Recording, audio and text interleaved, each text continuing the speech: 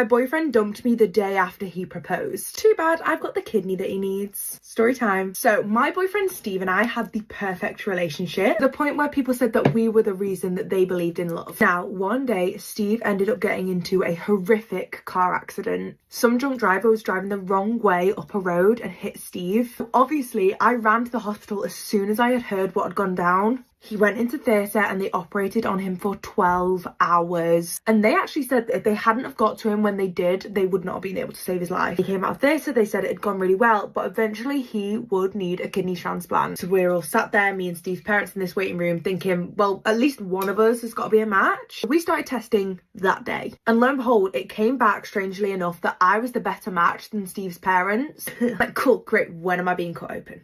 When can I give my guy a kidney? But the doctors made it very clear that they would not be operating on him anytime soon. They needed him to get a lot more strong. So they came up with a timeline that they would operate on Steve within the next 6 months. So now we're going to fast forward a little bit. Said that the accident made him realise that I was the one, that he wanted to marry me. I was the love of his life. So Steve proposed. The next day I go meet my girly pops, I go show them the ring and I come home. I am expecting to see my near-death boyfriend lying on the sofa, resting, recuperating, because, you know, he did get slammed into by a drunk driver only a few weeks ago.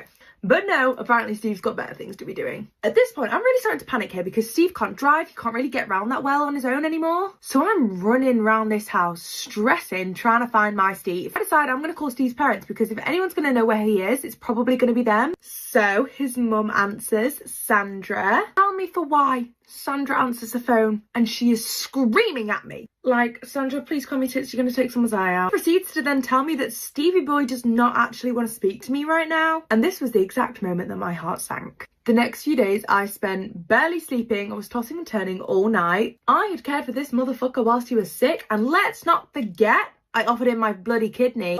Absolutely baffling baby from Steve. Finally, one day, the phone rings. Beep, boop, beep. It's Steve. He goes on to explain that even though the accident had made him realise that he did really love me, he didn't actually want to spend the rest of his life with me. And then the insults started. This man is calling me all sorts of names. He's calling me lazy, unattractive, good for nothing. I just couldn't believe what I was hearing. My guy literally asked me to marry him yesterday. But at the end of all of this, he then goes on to say, but can we still be friends?